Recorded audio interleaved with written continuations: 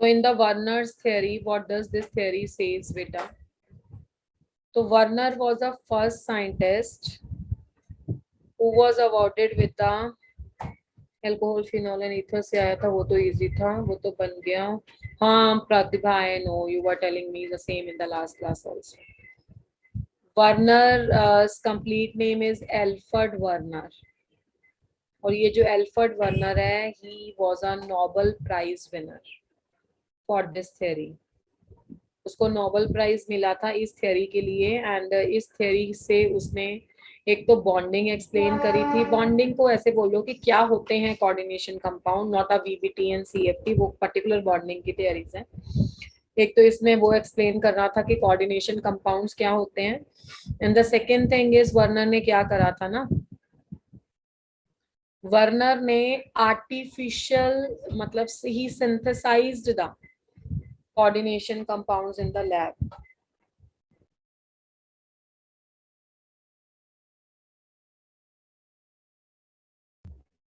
He synthesized the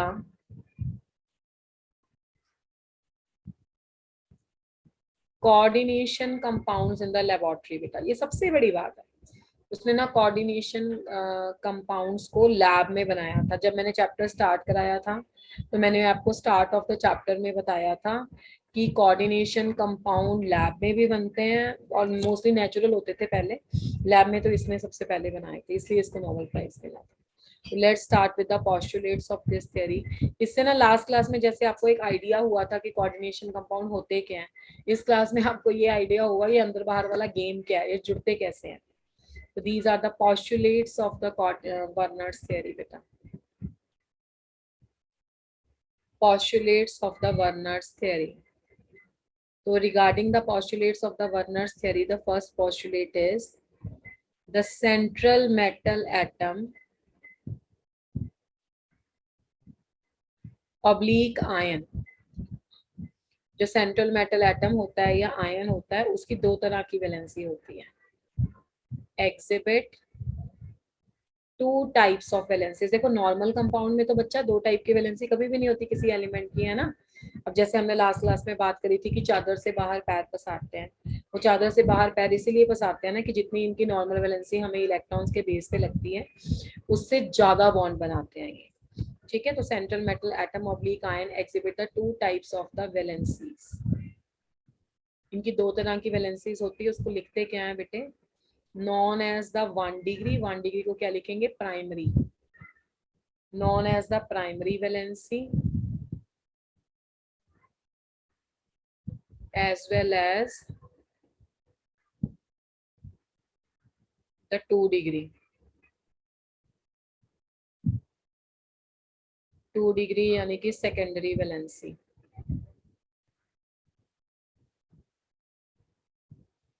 दो तरह की इसकी वैलेंसी होती है, the one is a primary valency and other is a secondary valency. अब सेकेंड पोस्टुलेट में बेटा पढ़ेंगे कि प्राइमरी वैलेंसी किसको बोलते हैं, सेकेंडरी वैलेंसी किसको बोलते हैं, how we are going to identify them.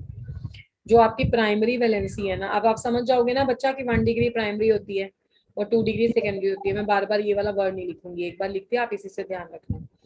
The primary valency corresponds to the oxidation states of central metal atom, corresponds to the oxidation state of the central metal atom। Primary valency क्या बताती है, central metal atom की oxidation state को बताती है। Oxidation state अगर किसी को समझ आ रहा है तो बहुत अच्छी बात है, नहीं तो आप चार्ज लिख सकते हो, ठीक है ना, ये चार्ज को रिप्रेजेंट करती है। अब सेकेंडरी वैलेंसीज क्या होती हैं, where as,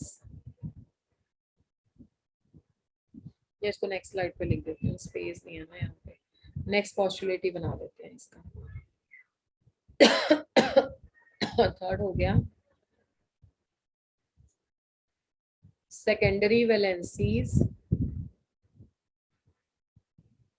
represent the coordination number. Secondary valencies क्या रिप्रेजेंट करती हैं, coordination number of the central metal atom, coordination number of charge on the element called oxidation state, correct Shivani ma'am, previous slide। okay, what is tertiary, ma'am 3 degree tertiary, yes, होती नहीं है। जब हम organic chemistry पढ़ते हैं ना, तो हम कार्बन को डिफाइन करते हैं प्राइमरी, सेकेंडरी एंड टर्शियरी, पर यहाँ पे बेटा 3 डिग्री होती है। ठीक है, गुड इवनिंग शालिनी। डन जतन?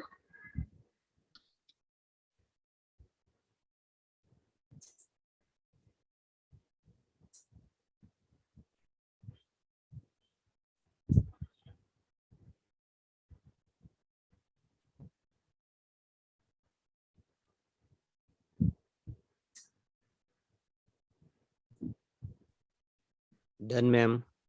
ओके, तो बेटा secondary valencies represent the coordination number of the CMA. Last class में भी हमने लिखा था, आज भी लिख देते हैं, सीएमए बोलो या सीएमए ऑब्लिक आयन लिखा करो, क्योंकि सेंट्रल मेटल एटम हमने उस दिन भी डिस्कस किया था कि न्यूट्रल भी हो सकता है और ये चार्ज भी हो सकता है। ठीक है, तो सेकेंडरी वैलेंसीज क्या रिप्रेजेंट करती हैं बेटे? Coordination number. और प्राइमरी वैलेंसीज क्या रिप्रेजेंट करती हैं? Oxidation state. Oxidation. Point is, अब जो आपका सेंट्रल मेटल एटम है ना, उसको अपनी दोनों तरह की वैलेंसीज को सेटिस्फाई करना है, प्राइमरी भी और सेकेंडरी भी। ठीक है, इसलिए तो उसकी मतलब दो तरह की वैलेंसी होती है ना। The primary valencies are satisfied bye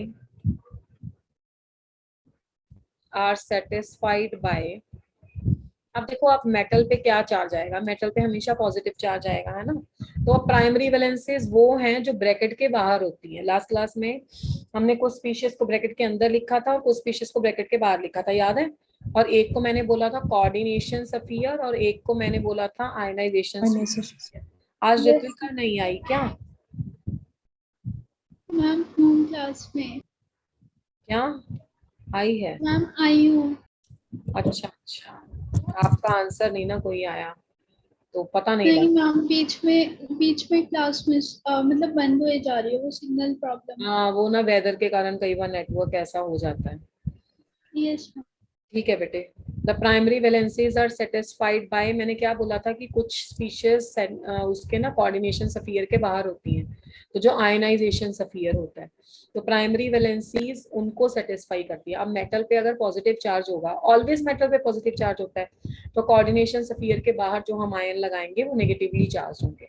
तो primary valencies are satisfied by negatively charged ions. Primary valency को कौन सेटिस्फाई करता है? Negatively charge ions. और नेगेटिवली चार्ज आयंस मतलब किसकी बात हो रही है? एनायंस की बात। ठीक है, और whereas the secondary valencies तो कोऑर्डिनेशन नंबर है, जो कि अंदर बाहर दोनों जगह, सॉरी अंदर में होते हैं आपके पास मेटल के साथ linked.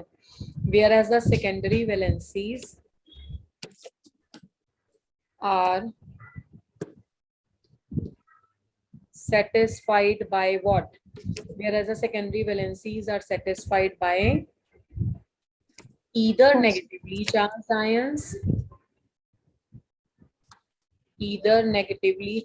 ions, or the neutral molecules.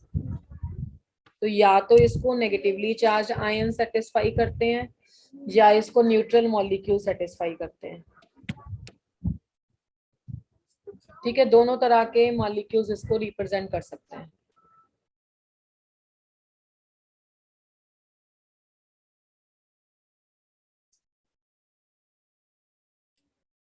Primary valency को सेटिस्फाई करने के लिए नेगेटिवली चार्ज्ड आयन आएगा ऑलवेज, और सेकेंडरी वैलेंसी को सेटिस्फाई करने के लिए आपके पास नेगेटिवली चार्ज आयंस भी आएंगे और न्यूट्रल मॉलिक्यूल्स भी आएंगे। तो ऑलवेज रिमेंबर दैट। ओके, अब इसमें एक और मोस्ट इंपॉर्टेंट चीज है, कैटायन एंड अनायन नहीं है अस्मिता। कैटायन तो आएगा ही नहीं ना, कैटायन तो खुद मेटल ही है बेटे, तो मेटल खुद ही एक कैटायन है, तो इसलिए ये इसमें कैटायन नहीं आएगा। इसमें दोनों जगह या तो नेगेटिवली चार्ज स्पीशीज और न्यूट्रल आएंगी अंदर, यानी कि सेकेंडरी वैलेंसी के लिए या प्राइमरी वैलेंसी के लिए सिर्फ नेगेटिवली चार्ज आयंस आएंगे। फिफ्थ पॉइंट है कि जो आपकी प्राइमरी वैलेंसीज है ना, लीगेंड बोल सकते हैं क्या? Because ligand are those that, हाँ बेटे लीगेंड तो बोल ही सकते हैं, लास्ट क्लास में हमने लिखा था। ये तो सेटिस्फाई करने की बात हो रही है ना, तो इसमें तो लिगेंड नहीं लिखेंगे, इसमें तो सिर्फ ये लिखेंगे ना, positive and negatively charge ions. तो फिफ्थ है the primary valencies are non directional. Primary valencies are non directional. Non directional का मतलब होता है कि उनकी कोई फिक्स डायरेक्शन नहीं होती, क्योंकि आप देखो ना कि बाहर और अंदर आयनिक बॉन्ड होता है, आयनिक बॉन्ड तो कभी डायरेक्शनल होते ही नहीं है। whatever the hybridization and whatever the directional characteristics are there na, that are associated with the covalent compounds जिसमें hybridization okay of the compound, the primary valencies are non directional, whereas the secondary valencies are directional, whereas the secondary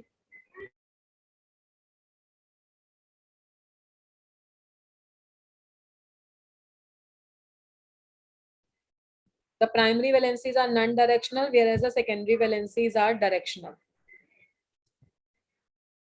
and they give definite geometry to the compound. They give the definite geometry to the compound. ठीक है, primary valencies हमेशा non directional होती है, उसकी कोई direction नहीं होती, और सेकेंडरी वैलेंसीज डायरेक्शनल है और एक डेफिनेट ज्योमेट्री देती है कंपाउंड्स को। सिक्स्थ है, द सिक्स्थ पॉइंट इज बेटे जो आपकी प्राइमरी वैलेंसीज होंगी और जो सेकेंडरी वैलेंसीज होंगी इनमें क्या चेंजेस होगा। जो आपकी प्राइमरी वैलेंसीज हैं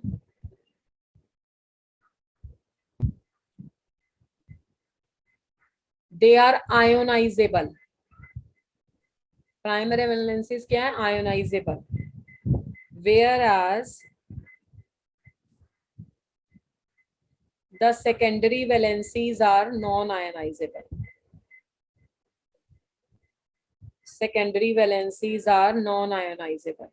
प्राइमरी वैलेंसीज आयोनाइजेबल हैं और सेकेंडरी वैलेंसीज क्या है, नॉन आयोनाइजेबल है, मतलब सेकेंडरी वैलेंसीज के कोई आयन नहीं बनते और प्राइमरी वैलेंसीज के आयन बन जाते हैं। ठीक है, तो ये आपके पास 6 पॉस्टुलेट्स हैं जो वर्नर ने अपनी थ्योरी के दिए थे। फिर से मैं एक बार एक्सप्लेन कर देती हूँ सारे। अनलाइक द नॉर्मल कंपाउंड्स, जो कोऑर्डिनेशन कंपाउंड है उनमें सेंट्रल मेटल एटम की 2 तरह की वैलेंसी होती है, एक को हम प्राइमरी वैलेंसी बोलते हैं और एक को हम सेकेंडरी वैलेंसीज बोलते हैं। प्राइमरी वैलेंसी ऑक्सीडेशन स्टेट होती है और जो सेकेंडरी वैलेंसीज होती है ना वो कोऑर्डिनेशन नंबर होती है। प्राइमरी वैलेंसीज को सेटिस्फाई करने के लिए, यानी कि positive charge on the metal को सेटिस्फाई करने के लिए, कि वो ऑक्सीडेशन स्टेट या चार्ज के बराबर होती है, हम एनायंस लगाते हैं। whereas the secondary valencies are satisfied by the either negatively charged ions or the neutral molecules. Primary valencies are non directional और सेकेंडरी वैलेंसीज की एक फिक्स्ड डायरेक्शन होती है स्पेस में। प्राइमरी वैलेंसीज के आयन बन जाते हैं और सेकेंडरी वैलेंसीज के आयन नहीं बनते। तो this is what do you call as a Werner's theory. ठीक है, सबको समझ में आ रहा है? किसी को कोई डाउट है तो पूछ लो बेटे। नो मैम, बाकी ना जब मैं अभी आपको एग्जांपल कराऊंगी तो और समझ में आ जाएगा। ओके स्मिता, मैम अब प्रीवियस स्लाइड, ओके मैम जिसमें सेकंड पॉइंट है वो वाला। Yes ma'am, thank you ma'am. Okay बेटा। अब देखो उसी में ना इस थियरी का है आपके पास जस्टिफिकेशन फॉर द थियरी। ये जस्टिफिकेशन से भी पहले या एविडेंस से भी पहले हम देख लेते हैं एक्सपेरिमेंटल वर्क है ना, उसने किया क्या था, क्यों भाई नोबेल प्राइज मिल गया। Experimental work. अब आप देखो जो उसने कंपाउंड बनाए ना, उसने कुछ कंपाउंड सिंथेसाइज किए थे।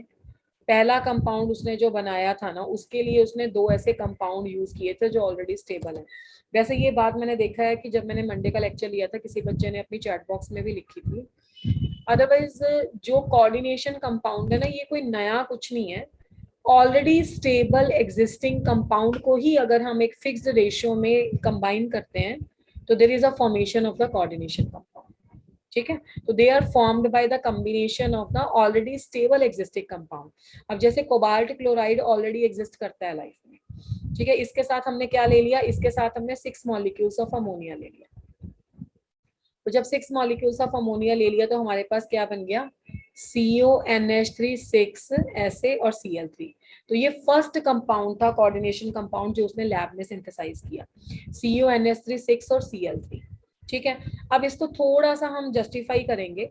अब इसमें CMA कौन सा है, सेंटर मेटल एटम, वो ऑब्वियसली कोबाल्ट है। अब कोबाल्ट पे चार्ज कैसे निकाल लेंगे, कोबाल्ट का चार्ज हमें पता नहीं, x 6 इंटू अमोनिया, मैंने उस दिन भी बताया था, same example I am taking, मैंने डिफरेंट यूज ही नहीं करी है ताकि आपको कंफ्यूजन हो। Ammonia is 0 plus 3 into Cl is -1, तो x कितना आ गया, +3। ठीक है, तो कोबाल्ट पे कितना चार्ज आ गया, this comes out to be +3।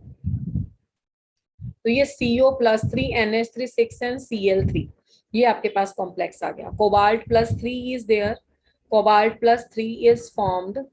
Okay, now the question is कि अब इसमें प्राइमरी वैलेंसी कितनी है, प्राइमरी वैलेंसी इज 3। ये जो स्क्वायर ब्रैकेट के बाहर होती है ना, स्क्वायर ब्रैकेट के अंदर बाहर की बात भी नहीं है, बात सिर्फ ये है कि जितनी इस पे चार्ज है उसको कौन सेटिस्फाई कर रहा है। +3 इसका चार्ज है, और सबको पता है कि oxidation state when we have to write it down बेटा, तो चार्ज आता है। कभी भी कोई बच्चा ना, चाहे ऑर्गेनिक केमिस्ट्री में मैं नॉर्मल कंपाउंड पढ़ाऊं, चाहे मैं इनऑर्गेनिक में पढ़ाऊं, मैं कहीं भी पढ़ाऊं, मैं वर्ड वैलेंसी बोलूं तो प्लस माइनस नहीं लगाएगा। वैलेंसी कभी भी प्लस माइनस में नहीं होती, चार्ज या ऑक्सीडेशन स्टेट प्लस माइनस में होता है। तो क्योंकि इसका चार्ज +3 था, तो +3 को सेटिस्फाई करने के लिए 3 नेगेटिवली चार्ज आए लगेंगे बच्चा। तो ये जो नेगेटिवली चार्ज आए लग रहे हैं, जो इसके प्लस चार्ज को सेटिस्फाई कर रहे हैं, वो इसकी प्राइमरी वैलेंसी, और प्राइमरी वैलेंसी इसकी क्या आ जाएगी, 3 आ जाएगी। समझ में आई आपको बात, प्राइमरी वैलेंसी इसकी कितनी है, 3 है, और इसकी सेकेंडरी वैलेंसी कितनी है, सेकेंडरी वैलेंसीज इसकी हैं 6। ठीक है, अब इसको ना सेटिस्फाइड बाय भी बताना होता है। जैसे प्राइमरी वैलेंसी 3 है, और उसको सेटिस्फाई कौन कर रहा है, सेटिस्फाइड बाय 3 Cl नेगेटिव। कोई बच्चा इसको Cl2 नहीं लिखेगा, Cl2 तो बेटा मॉलिक्यूल हो गया, इस पे तो चार्ज है ही नहीं है, ये क्लोरीन मॉलिक्यूल है, यहाँ पे Cl नेगेटिव है, क्लोराइड आयन। अब सेकेंडरी वैलेंसी है 6, तो सेकेंडरी वैलेंसी 6 का मतलब है that is satisfied by 6 ammonia. ठीक है, इसको कौन सेटिस्फाई कर रहा है, 6 अमोनिया सेटिस्फाई कर रहे हैं। बात समझ में आ रही है, तो 6 ammonias are satisfying this secondary valencies, and 3 of Cl negative are satisfying this. Now अब आप इसकी स्ट्रक्चर बनाओगे तो आपको याद होगा कि मैंने एक पॉस्टुलेट लिखा था, सब पॉस्टुलेट के बिहाफ पे चल रहा है, कि जिसमें जो तो सेकेंडरी वैलेंसीज हैं वो तो होती हैं बेटे डायरेक्शनल, मतलब उनके बेस पे इस कंपाउंड की एक फिक्स्ड डायरेक्शन आएगी, ये वाली चीज की फिक्स्ड डायरेक्शन आएगी। ठीक है, और ये वाला पोर्शन जो है जिसपे +3 और -3 है, ये तो आयनिक हो गया ना। और अंदर वाला बॉन्ड क्या होता है, अभी हम आज की क्लास में ही पढ़ेंगे। ये कोऑर्डिनेशन कंपाउंड का नाम कोऑर्डिनेशन इसलिए है क्योंकि इनमें कोऑर्डिनेट कोवलेंट बॉन्ड होता है। ठीक है, इसमें कोऑर्डिनेट कोवलेंट बॉन्ड है, तो यहाँ पे जो बॉन्ड कोवलेंट है तो इससे एक फिक्स्ड ज्योमेट्री आएगी, और कोवलेंट में हाइब्रिडाइजेशन भी आएगी। ठीक है प्रतिभा, बिल्कुल सही है, और अस्मिता आपका भी क्लियर है। तो अब क्या होगा, देखो बेटा 6 अमोनिया इसके सराउंडिंग में ना एक ऐसे अरेंजमेंट में लग जाएंगे। वो कैसा अरेंजमेंट होगा, 6 अमोनिया आर देयर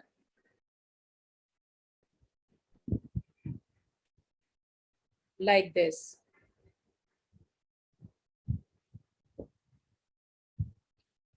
ठीक है, बाकी इसमें 3 क्लोरीन लगे हैं, तो एक क्लोरीन यहाँ जाएगा,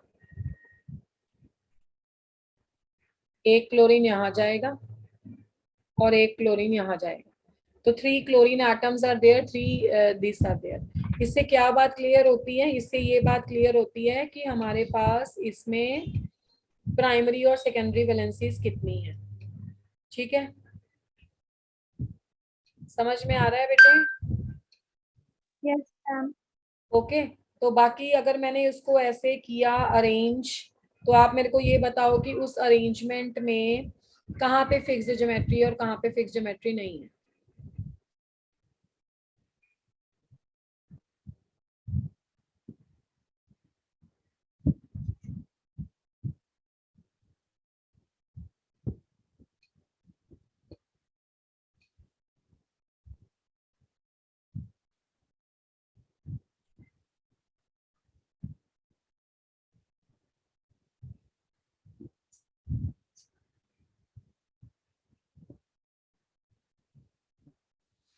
हाँ जी, फिक्स ज्योमेट्री कहाँ पे है बेटे? इतने पोर्शन में ही फिक्स ज्योमेट्री है। Yes ma'am. ठीक है, तो this particular is a fixed geometry, जहाँ पे आपके पास 3 क्लोरीन कहीं पे भी आप लगा सकते हो। ये वाला पोर्शन ऑक्टाहेड्रल, जहाँ पे मैंने ये वाली लाइन यूज की है ना, इसका मतलब है 2 डिग्री सेकेंडरी वैलेंसी। और जहाँ पे मैंने नॉर्मल लाइन की जगह डॉटेड लाइन यूज की है, वो क्या है बेटे? प्राइमरी वैलेंसी है। Is it clear? Yes ma'am.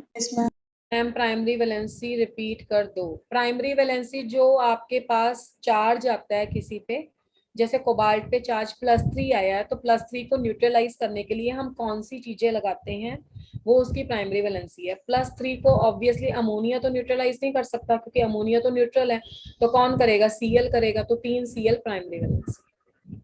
ठीक है गायत्री? तो ये पहला कंपाउंड इस तरह की उसने जस्टिफिकेशन दी थी।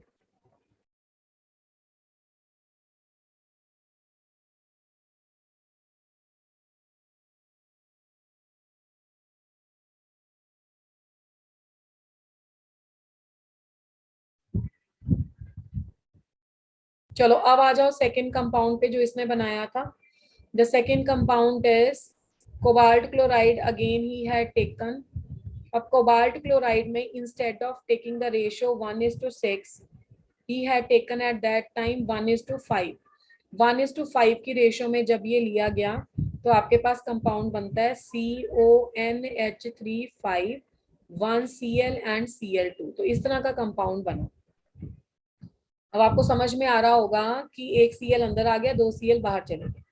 अब इसमें अगर वो पूछे आपके पास कि सेकेंडरी वैलेंसी कितनी है, तो आपका आंसर क्या होगा? सेकेंडरी वैलेंसी 6 है, 5 ये और 1 ये। 6 इज अ सेकेंडरी वैलेंसी। ठीक है, और प्राइमरी वैलेंसी कितनी है इसमें? Primary valency is equal to कितनी है? 2। नहीं है, बहुत से बच्चे इसका 2 आंसर देते हैं। हम 3। हाँ 3 है। क्यों 3 है? मैंने पहले पिछली स्लाइड में भी बोला था, अंदर बाहर पे मत जाओ। अगर इस कंपाउंड पे टोटल चार्ज अभी भी +3 है, तो +3 को सेटिस्फाई करने के लिए कितने आयंस लगेंगे? 3 लगेंगे ना, तो वो 3 ही होगी प्राइमरी वैलेंसी। ये अलग बात है, हम मैडम आपने इसको इसमें भी गिन लिया, आपने इसको इसमें भी गिन लिया, बिल्कुल गिन लिया। यहाँ पे मैं सेटिस्फाइड बाय भी लिखूंगी। सेकेंडरी वैलेंसी 6 है, और सेटिस्फाई कौन कर रहा है? Satisfied by the 5 ammonia. Ma'am एक बार फिर से रिपीट कर दो। बिल्कुल करेंगे, मैं लिख तो लूं, अभी बार बार रिपीट होगी ये चीज, don't worry. Satisfied by the 5 ammonia and the 1 Cl negative, and the primary valency is satisfied by the 3 Cl negative. तो यानी कि हुआ क्या था, इस पे चार्ज +3 है, उसको सेटिस्फाई 3 क्लोरीन करते हैं। बस ये चीज दिमाग में रखनी है, जब तक चार्ज +2 नहीं होता तब तक तुम प्राइमरी वैलेंसी पेपर में +2 नहीं लगा के आओगे, प्राइमरी वैलेंसी +3 ही रहेगा। ठीक है, अब एक क्लोरीन ऐसा है, यहाँ पे स्टार पॉइंट क्या है कि 1 Cl negative is satisfying both type of the valencies over here, is satisfying both types of the valencies। एक Cl नेगेटिव दोनों तरह की वैलेंसीज को सेटिस्फाई करता है। तो this is the main point over here. बाकी आप इसको अगर इस तरीके से अरेंज करते हो, तो 5 हमें क्या लगाने हैं? 5 हमें लगाने हैं अमोनिया। ये 5 अमोनिया हमने लगा दिए।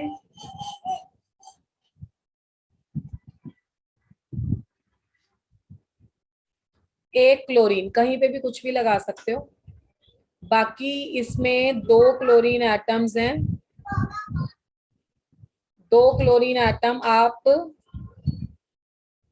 एक क्लोरीन था ना जो, वो क्लोरीन दोनों तरह की वैलेंसी सेटिस्फाई कर रहा है, तो इसके लिए डबल लाइन लगाएंगे, नॉर्मल लाइन भी लगाएंगे और डॉटेड लाइन भी लगाएंगे, क्योंकि हमने एक स्टार क्लोरीन लिखा ना जो दोनों तरह की वैलेंसी सेटिस्फाई कर रहा है। बाकी 2 क्लोरीन को आप जहां चाहो वहां पे लगा सकते हो। तो ये इसका ऑक्टाहेड्रल अरेंजमेंट हो गया। तो इस क्वेश्चन में ट्विस्ट क्या था? इस क्वेश्चन में ट्विस्ट यही था कि एक Cl नेगेटिव दोनों तरह की वैलेंसी यहाँ पे सेटिस्फाई करता है। ठीक है, Yes, बाकी ma'am. प्राइमरी वैलेंसी और सेकेंडरी वैलेंसी यहाँ पे भी 6 and 3 ही है।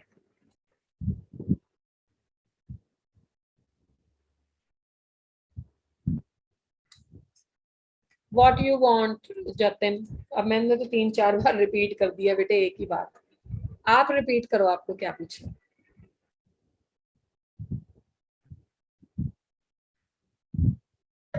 पूछो जतिन क्या पूछना, आई विल आंसर दैट।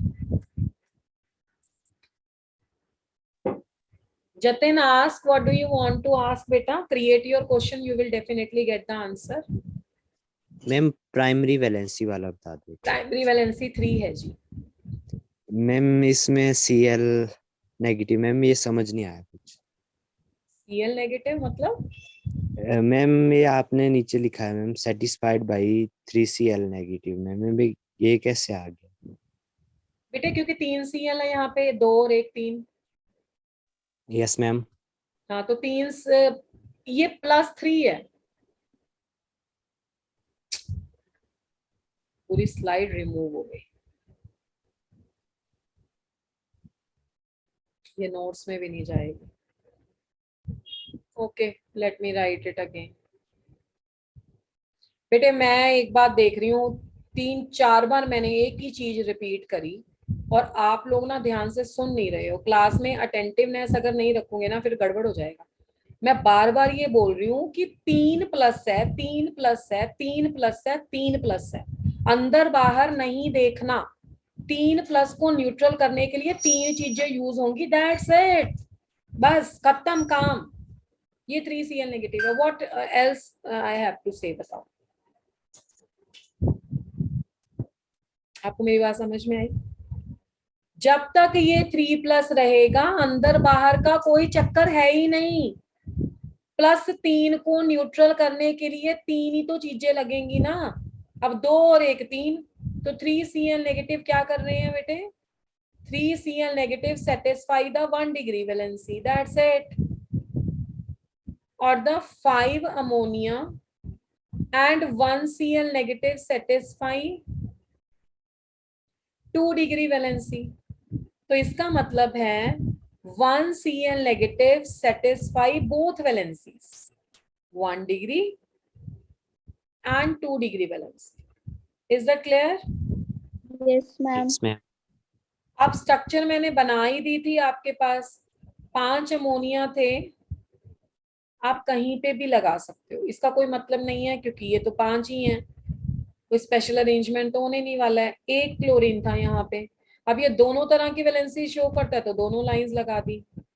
बाकी आपके पास ये जो दूसरे 2 क्लोरीन एटम्स हैं वो आप डॉटेड लगाओगे क्योंकि वो ओनली प्राइमरी वाले हैं, ये प्राइमरी प्लस सेकेंडरी बोथ वाला है, दैट्स इट, खत्म काम।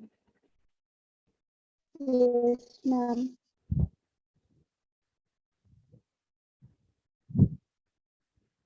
क्या घर में चीज मुझे समझ नहीं आया ऋत्विक का?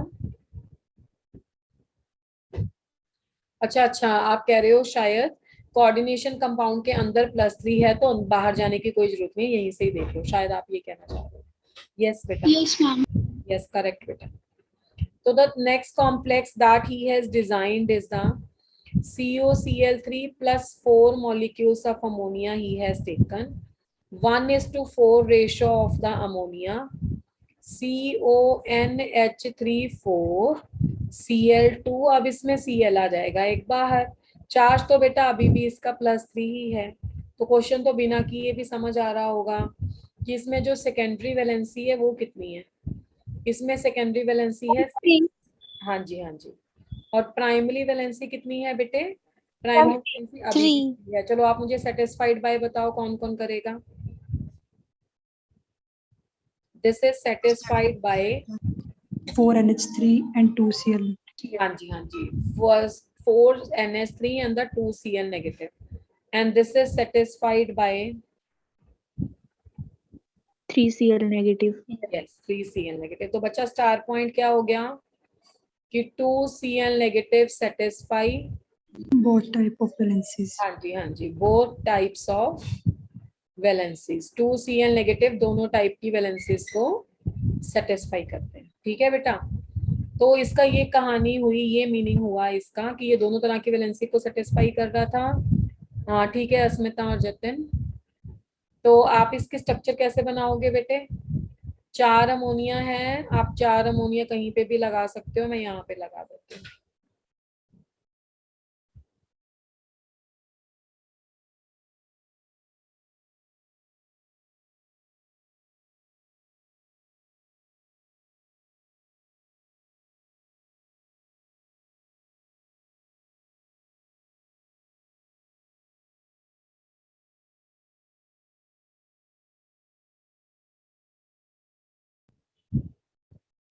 Four ammonia here and the 2Cl here, 1Cl here and the 1Cl here.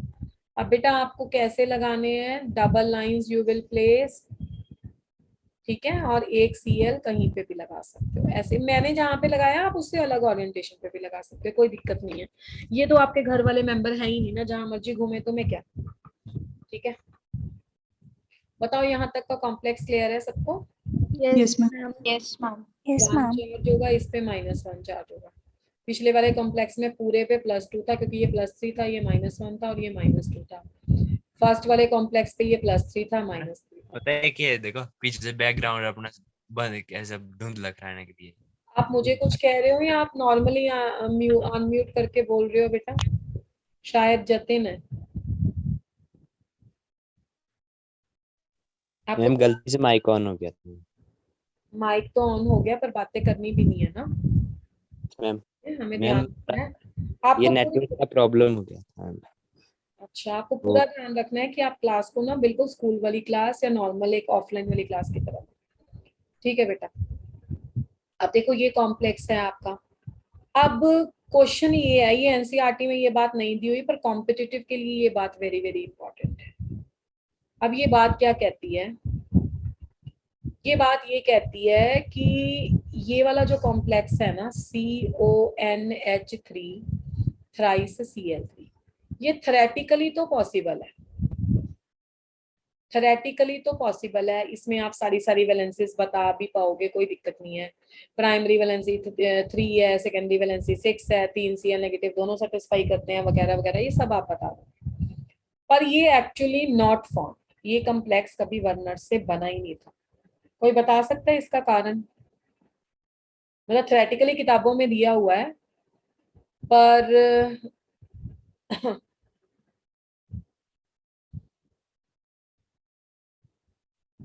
Thank you प्रतिभा। ये आपका इसका रीजन क्या है? व्हाई इट इज सो कि this is not theoretically formed बेटा, why it is not practically formed? Theoretically तो किताबों में दे देगा, क्वेश्चन भी इसका आ जाएगा। कोई बता सकता है किसी भी कंपाउंड का फॉर्मेशन होता क्यों है? एलिमेंट्स अकेले अकेले एग्जिस्ट क्यों नहीं करते? कंपाउंड का फॉर्मेशन क्यों कर देते हैं? Why there is a formation of the compound that takes place?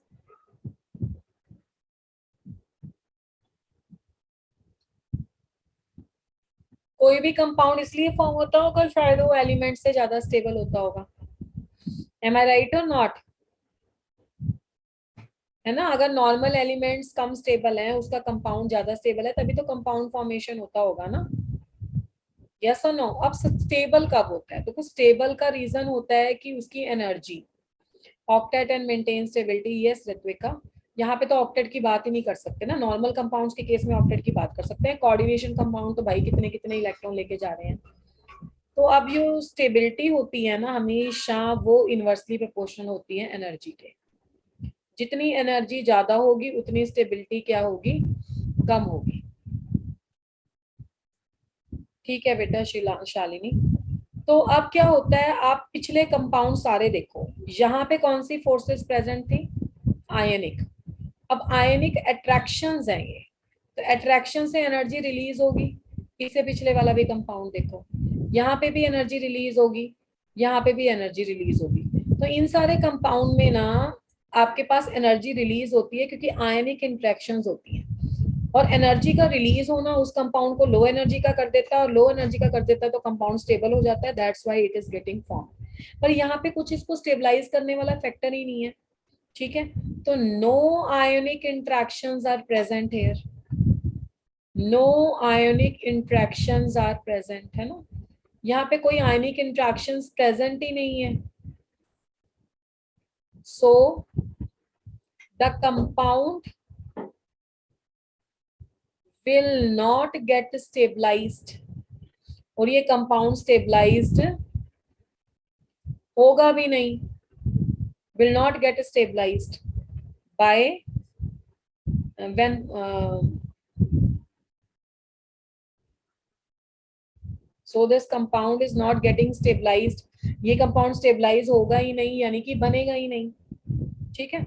इसलिए आपके पास ये वाला जो कंपाउंड है बनता ही नहीं है, क्योंकि बेसिकली कॉपी पे लिखने से कंपाउंड नहीं बनता, वैलेंसी पूरी करने से भी कंपाउंड नहीं बनता, ऑक्टेट पूरा करने से भी कंपाउंड नहीं बनता। अगर एक्चुअली देखो, हम लोग ना जो एक्सपेरिमेंटली हो चुका है उसको एक्सप्लेन करने के लिए अपने रूल्स साइंस लगाते हैं, ठीक है। जो गॉड ने सब क्रिएट कर दिया, जो हो चुका है, the science is only to explain that, और वो एक्सप्लेनेशन भाई कहानियां हैं, कितनी सच है कितनी नहीं वो तो एक्सपेरिमेंटल डाटा प्रूव करता है।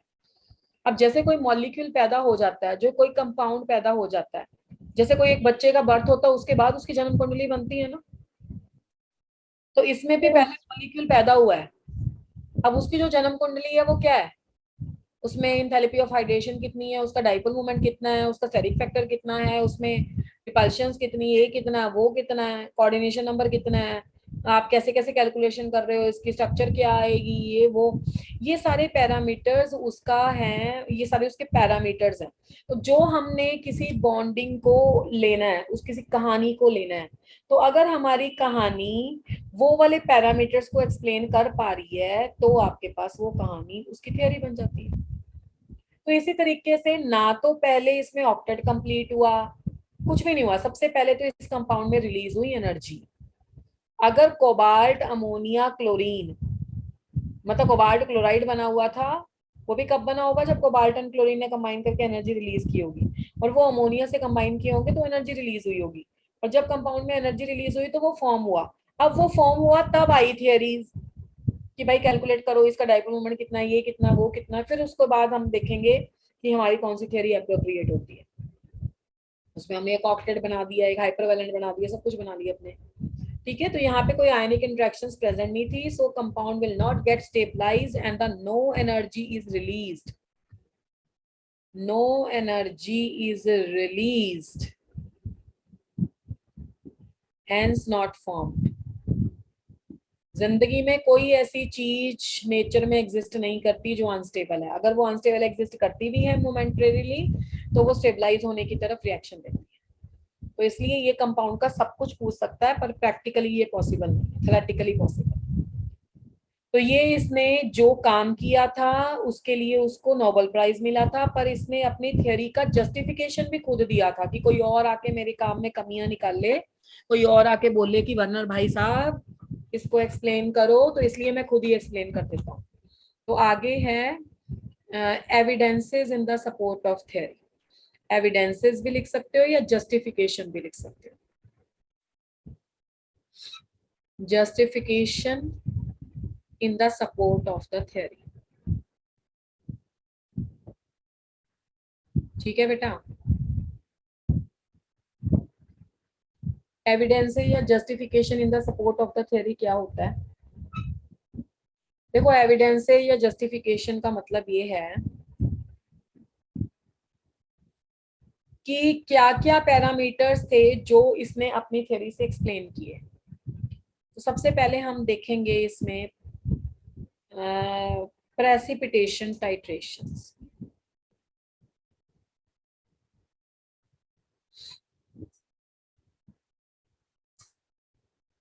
अब ये प्रेसिपिटेशन टाइट्रेशंस क्या है बेटे? प्रेसिपिटेशन टाइट्रेशंस का क्या मतलब है? जैसे पहला कंपाउंड है CONH36 और Cl3, ये पहला कंपाउंड बना है। अब मैंने तो कॉपी पे बना के लिख दिया कि 6 अंदर लगा दो 3 बाहर निकालो। जब ये कंपाउंड बना था तो ये ब्रैकेट साथ लेके थोड़ा आया था, कंपाउंड तो नॉर्मल कंपाउंड बना होगा। तो इसमें क्या किया गया, इसमें सिल्वर नाइट्रेट डाल के देखा गया। जब इसमें सिल्वर नाइट्रेट डाल के देखा गया तो सिल्वर नाइट्रेट के यूज हुए 3 मोल,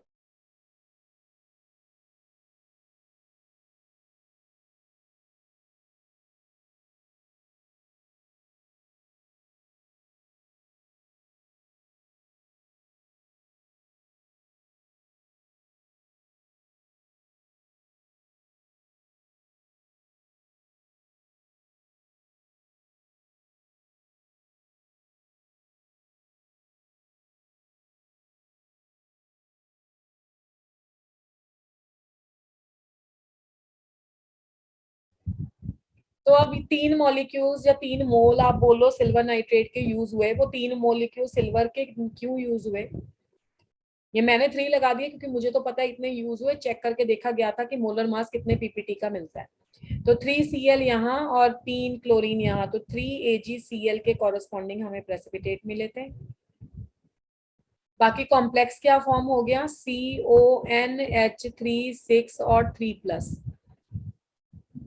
ये कॉम्प्लेक्स फॉर्म हो गया। 3 molecules of NO3 negative, 3 molecules of nitrate मिल गए।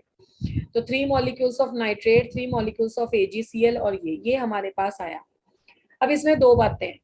पहली बात कि ये AgCl के प्रेसिपिटेट कैसे बने। अगर ये Cl अंदर होता, यानी कि इसके सफियर का पार्ट होता, तो ये तो आयनाइज होता ही नहीं, तो ये फ्री कैसे हो जाता? इसका मतलब है ये बिल्कुल सही था कि ये Cl सिर्फ इसके चार्ज को बैलेंस करता है और बाहर कहीं पे उसकी इंट्रैक्शन में है, उसकी फैमिली में नहीं है। दूसरी बात दूसरी बात इसमें हमें ये ज्ञान हुआ, कभी भी जहां पे हमें प्लस एंड माइनस दिख जाए, वहां पे ये नहीं बोलना कि हम बॉन्ड बना देंगे। ये +3 दिख गया, ये -3 लिख दिया, हम यहाँ पे नाइट्रो लगा के बॉन्ड बना देंगे। हमेशा याद रखो आयनिक फोर्सेस ऑफ इंट्रैक्शन या आयनिक बॉन्ड तब बनता है जब बहुत सारे फैक्टर्स उसमें सपोर्ट करते हैं। लैटिस एंथैल्पी देखना पड़ता है, साइज देखना पड़ता है, बहुत सारी चीजें देखनी पड़ती हैं। इसलिए आपके पास ये वाला बॉन्ड यहाँ पे आप इन दोनों को आपस में कंबाइन नहीं करोगे, ये ऐसे ही रहेंगे। अब इसके 3 मोल्स ऑफ जो सिल्वर क्लोराइड के पीपीटी मिले थे, डाउनवर्ड एरो का मतलब है पीपीटी, वो एक बिल्कुल क्लियर कट प्रूफ था बच्चा।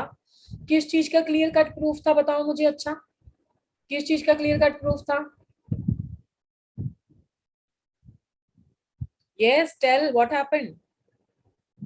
ये 3 AgCl के जो मोल मिले हैं, ये किस चीज का क्लियर कट प्रूफ है कि Cl कहाँ होंगे, अंदर के बाहर? चैट बॉक्स में लिख रहे हो आप, कैसे भी तो बता सकते हो प्रतिभा कि 3 Cl बाहर होंगे। ठीक है, सारे चैट बॉक्स में लिख रहे हैं, आप बाहर भी बता सकते हो अनम्यूट करके। तो 3Cl AgCl के प्रेसिपिटेट दैट कॉरेस्पॉन्ड टू कि ये Cl बाहर थे और प्राइमरी वैलेंसी थे।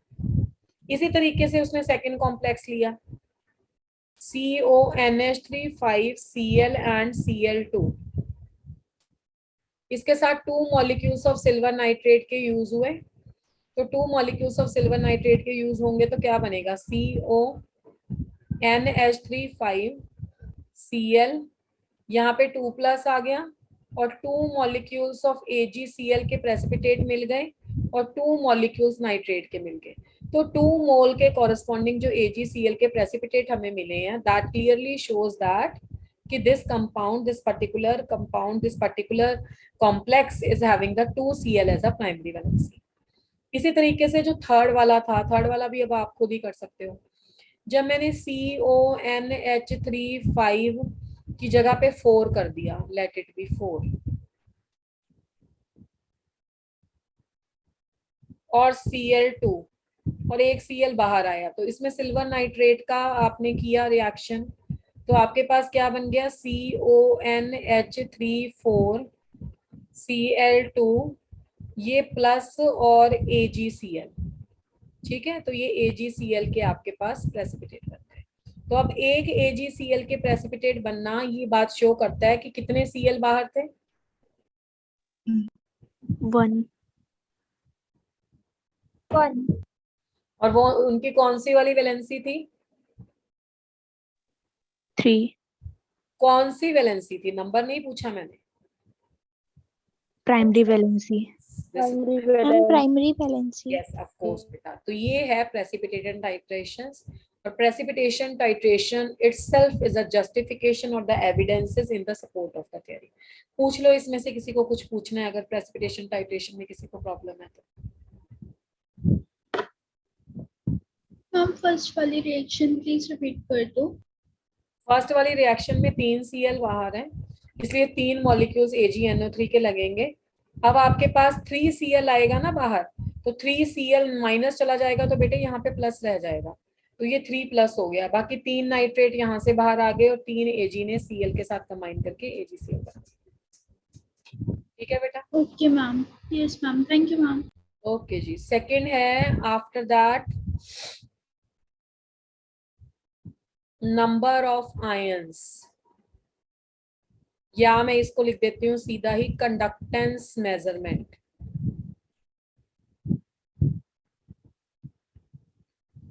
कंडक्टेंस मेजरमेंट, क्योंकि अब आप लोग इलेक्ट्रोकेमिस्ट्री भी पढ़ चुके हो तो आप इस चीज को बहुत अच्छे से जानते हो कि कंडक्टेंस किस चीज पे डिपेंड करती है।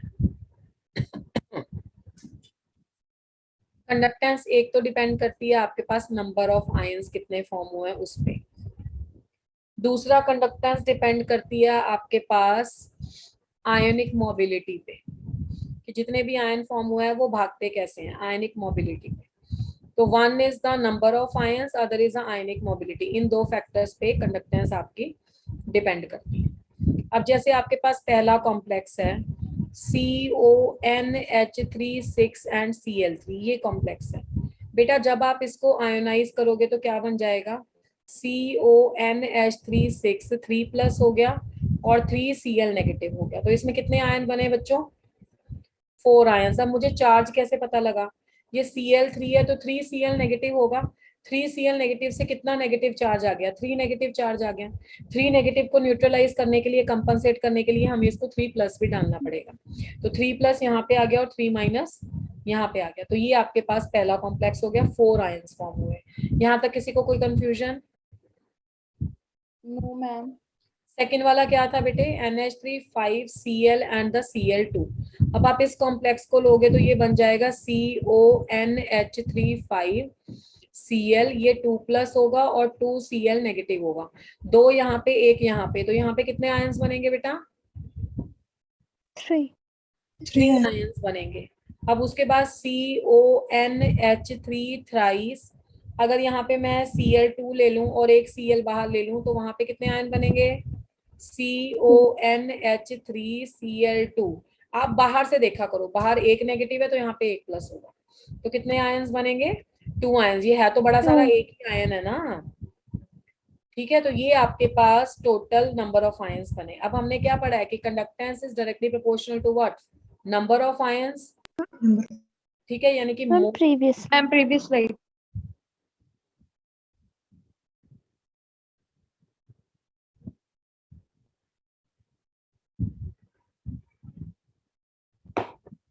Ma'am done. Okay no ma'am. Okay okay okay good. अरे बोलो मत, कर लो।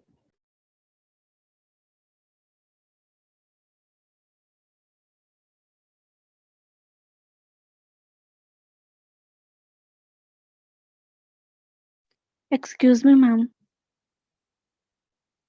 यस बेटा। मैम ये थर्ड रिएक्शन में NH4 नहीं होगा, तभी ये बैलेंस होगी। हाँ हाँ सॉरी, वो बाय मिस्टेक 5 लिखा गया।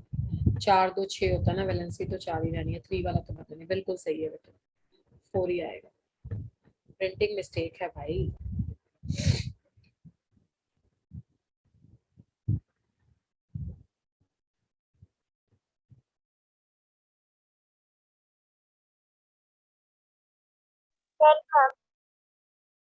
Done ma'am.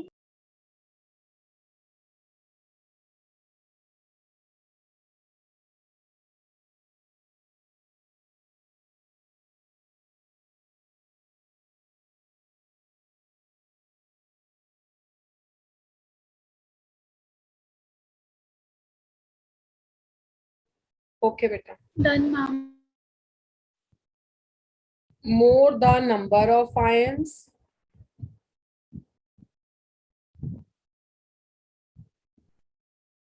more will be the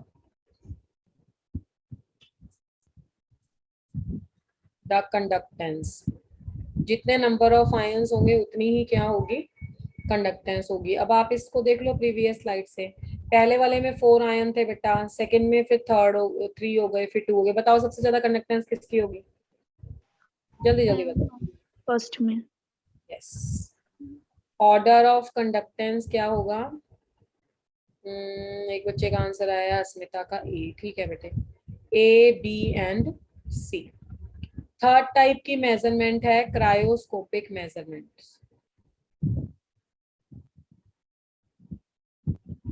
cryoscopic measurement. अब ये क्रायोस्कोपिक मेजरमेंट क्या कहते हैं?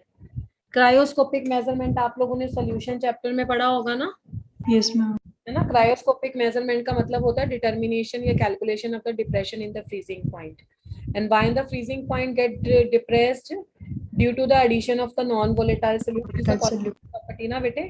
तो जितनी भी कॉलिगेटिव प्रॉपर्टीज हैं वो नंबर ऑफ पार्टिकल्स पे डिपेंड करती हैं, नेचर ऑफ पार्टिकल्स का कोई लेना देना नहीं है, इसलिए उनको डेमोक्रेटिक प्रॉपर्टीज भी बोलते हैं। और बाकी क्रायोस्कोपिक मेजरमेंट में जो कैलकुलेशन होती है वो डेल्टा टीएफ की होती है। डेल्टा टीएफ एक सीपी है, सीपी का मतलब कॉलिगेटिव प्रॉपर्टी है, and it depends upon the किस पे बेटा? Number of solutes. Number of particles.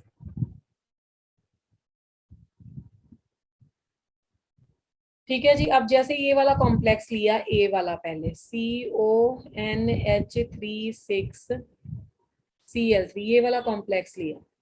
इस वाले कॉम्प्लेक्स में आ गया CONH36 3+ और 3Cl नेगेटिव। जैसे मैंने पहले ही बोला बच्चा कि इसमें 4 आयंस हैं, ठीक है। और जो सेकंड वाला कॉम्प्लेक्स था CONH35Cl और Cl2, जिसका बना CONH35Cl2+ and 2Cl negative, and the C is CONH34Cl2 and Cl.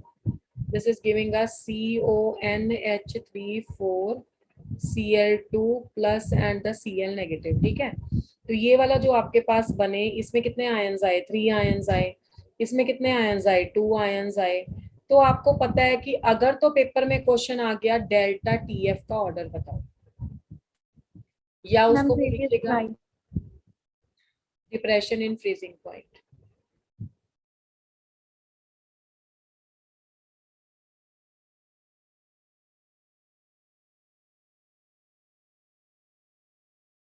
Done ma'am. Okay, delta TF क्या है बेटा? This is a depression in the freezing point. तो अगर depression in the freezing point का order पूछेगा ना, तो आपके पास सबसे पहले क्या आएगा? ए, फिर उसके बाद क्या आएगा? बी, फिर उसके बाद क्या आएगा? सी। तो this is the order of the depression in the freezing point. Okay, depression in the freezing point का ऑर्डर होगा ये। पर एक बार ना, जैसे ये क्वेश्चन है जेई का, जेई में पहला ही क्वेश्चन आ गया था पेपर का, बात होगी ये मेरे ख्याल से 17-18 की बात होगी शायद, 2017 या 18 का पेपर था। तो उसमें क्या हुआ था ना कि उसने पूछ लिया फ्रीजिंग पॉइंट का ऑर्डर, कॉम्प्लेक्स यही दिए थे, फ्रीजिंग पॉइंट ऑर्डर, और बच्चे रट के गए थे फटाफट से एबीसी ऑर्डर मारा है, ABCD, लास्ट वाला वो हाइपोथेटिकल वाला कॉम्प्लेक्स था और गलत हो गया क्वेश्चन।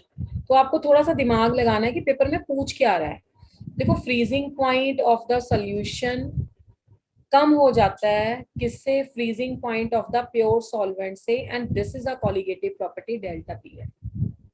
डेल्टा टीएफ, यस और नो? तो अगर वो डेल्टा टीएफ तुमसे पूछ ही नहीं रहा, वो तुमसे टीएफ पूछ रहा है, तो टीएफ हो जाएगा TF not minus delta TF. तो डेल्टा टीएफ इज अ सीपी ना, and that is directly proportional to number of particles. तो आप सोचो ना, जिसमें डेल्टा टीएफ सबसे ज्यादा होगा उसका तो टीएफ कम नहीं होगा।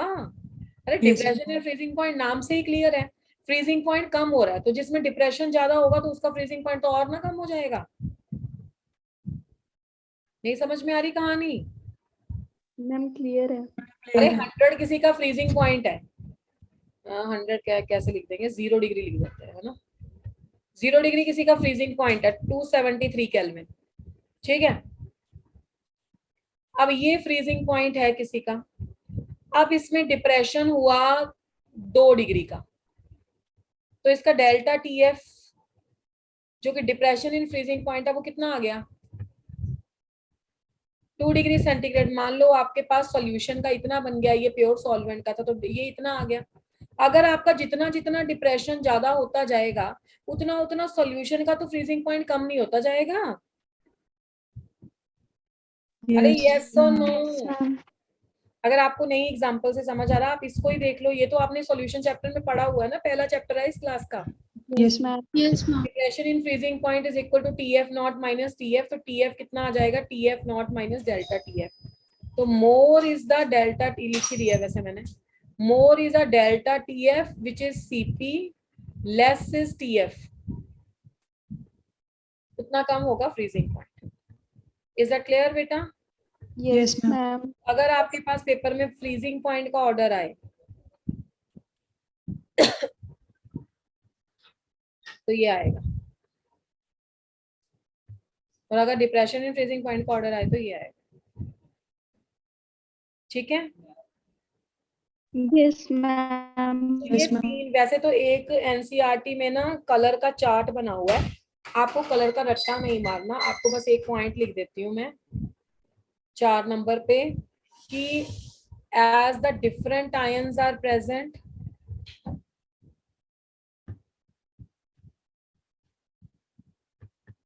so different number of unpaired electrons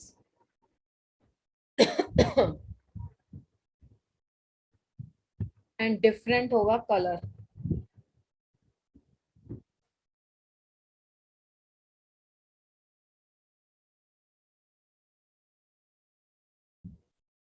ठीक है, यानी कि पहला कॉम्प्लेक्स ये था, ये कॉम्प्लेक्स अलग है,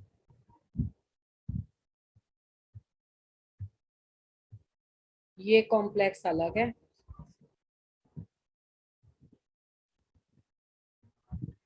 ये कॉम्प्लेक्स अलग है। अब इनका कलर भी क्या होगा, डिफरेंट। ठीक है, वो उसने मतलब कलर लिखे हुए हैं, हमें कलर रटना नहीं है, बस इतना पॉइंट पढ़ लेना है कि डिफरेंट कलर का कारण क्या है। बाकी कलर इस चैप्टर में आगे जाके आएगा, इसलिए I am not explaining it much. अभी आपको डीडी ट्रांजिशन नहीं ना आता, तो जब डीडी ट्रांजिशन आएगा तो कलर आएगा। तो is that clear up to this? Yes, ma'am. Clear to everyone?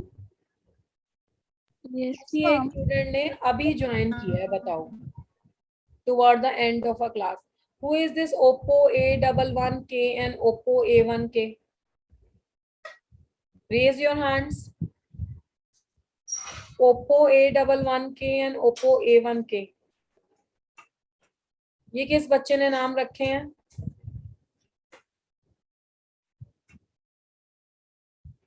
I said raise your hands.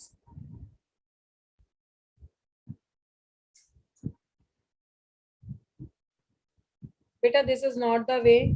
ये कौन से दो बच्चे हैं, Oppo A11K and A1K? अपना स्क्रीन नेम, वो नेम लिखा करो जो आपका नाम है, ठीक है? आपके फोन के उससे लॉगिन नहीं करना है, तो कैसे पता लगेगा? तो ये जस्टिफिकेशन थी अबाउट दिस थ्योरी। इसके साथ ये थ्योरी कंप्लीट है। किसी को इसमें से कुछ भी पूछना है, कहीं भी डाउट है, तो मैं पहली स्लाइड से दिखा देती हूँ, आप पूछ सकते हो। दो तरह की वैलेंसेस पहले पता होनी चाहिए, और अभी तक जो क्वेश्चन पूछा गया है वो ठीक है प्रतिभा। वो प्राइमरी सेकेंडरी होती है, कौन सी वैलेंसी क्या क्या रिप्रेजेंट करती है, प्राइमरी कौन सेटिस्फाई करता है, सेकेंडरी कौन सेटिस्फाई करता है, प्राइमरी और सेकेंडरी में से डायरेक्शनल नॉन डायरेक्शनल कौन है, आयनाइजेबल नॉन आयनाइजेबल कौन है।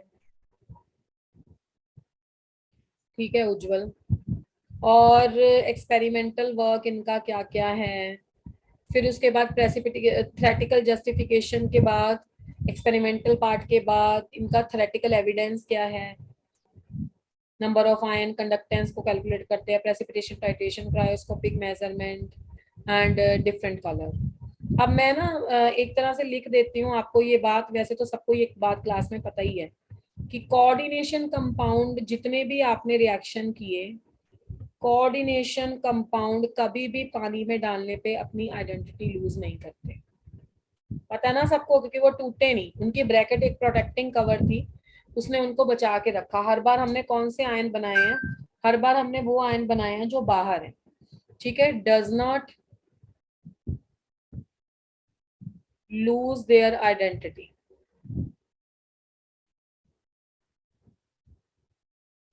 Coordination compound does not lose their identity. वो अपनी आइडेंटिटी को क्या नहीं करते, लूज नहीं करते, when taken in the aqueous form.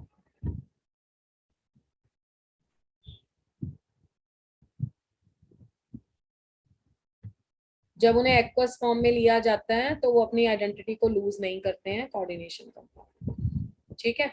और जो उनका स्क्वायर वाला पोर्शन है, ब्रैकेट वाला पोर्शन है, वो एज इट इज रहता है। जो उनमें चेंज होता है वो कौन सा पोर्शन होता है बेटे? जो आयनाइज होता है वो वाला पोर्शन होता है जो स्क्वायर ब्रैकेट के बाहर है, और वो किसको रिप्रेजेंट करता है? वो प्राइमरी वैलेंसी को रिप्रेजेंट करता है। इज इट क्लियर और नॉट? Yes, ma'am. जैसे ये एक क्वेश्चन दिया हुआ था, PTCl4 और H2O ट्वाइस, वो ऐसे करके कुछ ना कुछ कॉम्प्लेक्स देता है और पूछ लेता है प्राइमरी सेकेंडरी वैलेंसी कितनी है, या ट्वाइस वाटर को कुछ ऐसा करके लिख देता है ऐसा। तो आपको खुद समझ जाना है, कई बार तो वो कोऑर्डिनेशन नंबर दे देगा। अगर कोऑर्डिनेशन नंबर उसने 6 दे दिया तो बहुत अंडरस्टूड है कि PTCl4 और H2O ट्वाइस ये आपके पास आया और कोऑर्डिनेशन नंबर आपका 6 बन गया, ऐसा बन सकता है। अगर वो बोल दे 2 करके कुछ कोऑर्डिनेशन नंबर 4 है, तो फिर आप क्या कर सकते हो? वाटर के जितने मॉलिक्यूल हैं उसमें बाकी क्लोरीन ऐड करके कुछ बाहर निकाल सकते हो, ठीक है। जैसे ये बना दिया, आपको बोल दिया उसने कोऑर्डिनेशन नंबर 4 है, तो 6 के लिए तो आप ऐसा बना दोगे, 4 के लिए आप क्या करोगे? PTH2O ट्वाइस 2Cl अंदर ले लोगे, 2Cl बाहर ले लोगे, इस तरीके से बना दोगे, ठीक है। तो इसमें कोऑर्डिनेशन नंबर 4 आ गया, इसमें कोऑर्डिनेशन नंबर 6 आ गया। तो इस तरीके से आपको फिर प्राइमरी सेकेंडरी वैलेंसीज के बारे में पूछेगा कि क्या होती है। बताओ, इज दैट क्लियर? ये सबको समझ में आ गया? किसी को कोई डाउट है तो बताओ।